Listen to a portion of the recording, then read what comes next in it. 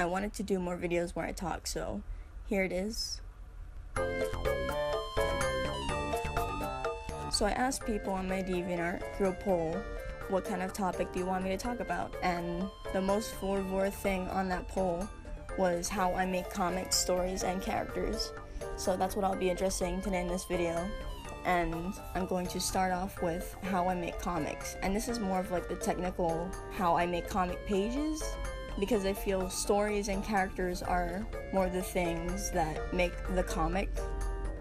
So for the comic, there's usually 7 layers that I have, and this includes the panel outline, character background outline, character shading, character color, background color, black and white for the speech bubbles, and the extra layers are for, like, say, general room shading and temperature and all that. I got heavily inspired by both manga and comics.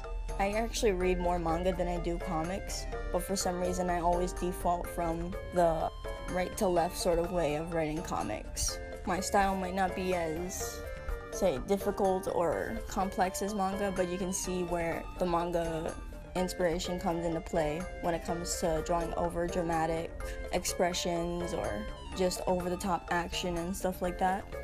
Another thing that's really important to me when I make comics is that when I draw the panels, I try to make sure to make them transition smoothly to the other panels, you know?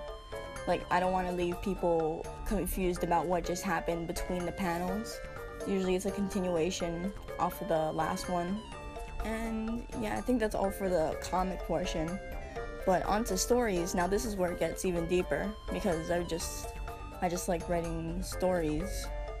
So when I write stories, you can see me posting daily comics on DeviantArt, but then when I'm writing that comic, I'm already thinking about the next volume. And usually these ideas come out of nowhere, and I just try to find some way to fit it into the story. Since I was inspired by Ezworld, I wanted to make these like comics that have maybe random-ish storylines. Like, you know, just, it looks like a one-off, but really it ties into something.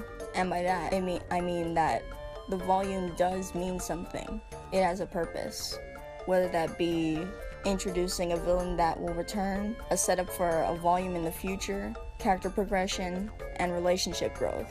For example, Skylar coming back from the first volume into the third one, which was Masked Familiars, to make a little appearance. Alex coming back from Masked Familiars to appear in the reboot, and then Sleeping Terror, and then Maria coming back from Old Dogs into reboot and stuff like that. Don't worry, it all connects. So yeah, there's always going to be an underlying storyline thing, you know? So when I think about those story ideas that I just came up with, I usually try to plan an outline for it. What scenes do I want to make happen? What purpose will this one serve?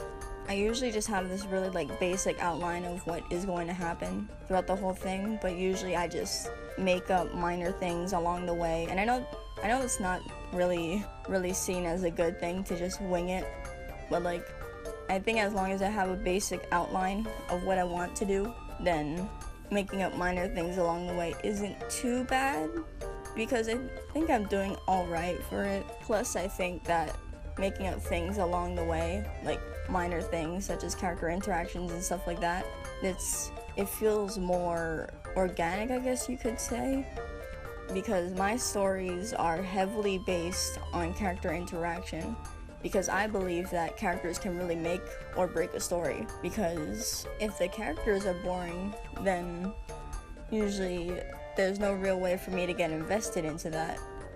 Unless the writer were to do something great with the story, then maybe I can put some interest into that. But other than that, I think characters really make the story. I like believable interactions, and when characters act realistically and stuff like that. Speaking of which, I'm going to head into the characters portion now. And the first thing I want to address is character design. And usually when I design characters, usually the design comes first, and then I come up with the personality.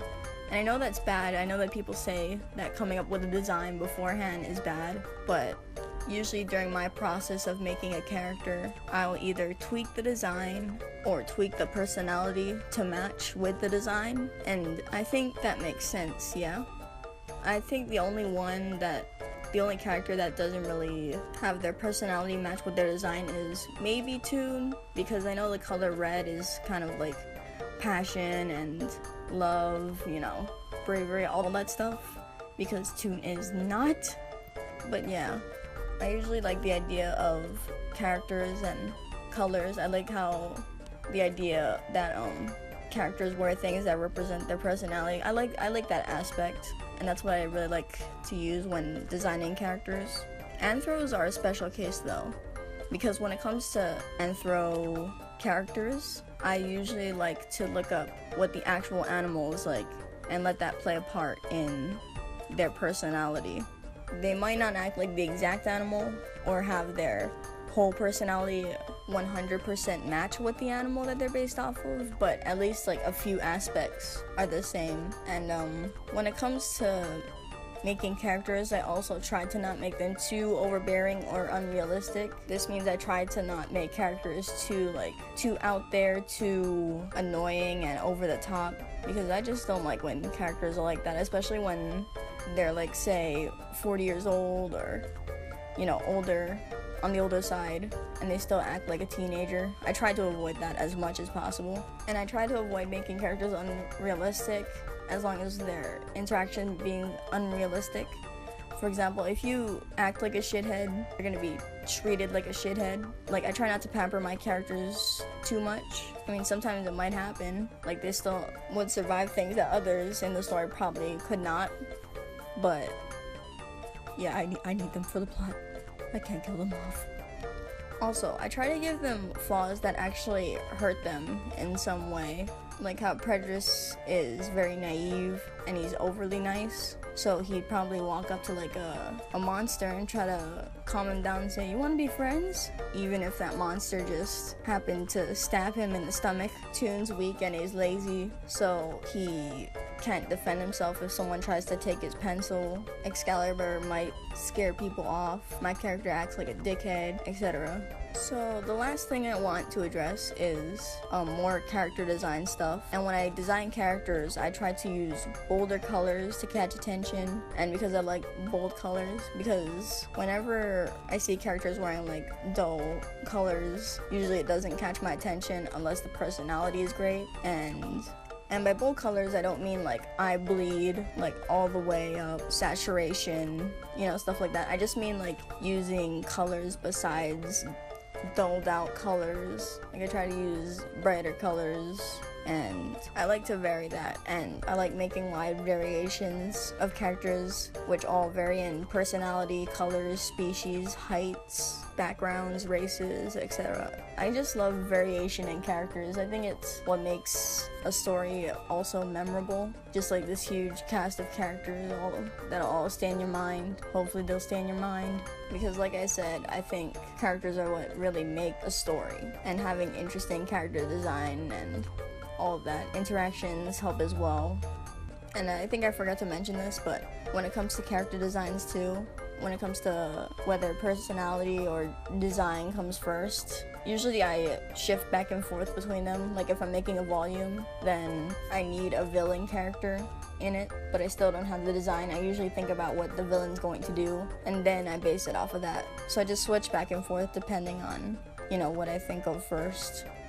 And yeah, I think that's pretty much all that I wanted to address this video. So yeah, thank you for watching and listening to my voice. I hope this was helpful or interesting to you in some way.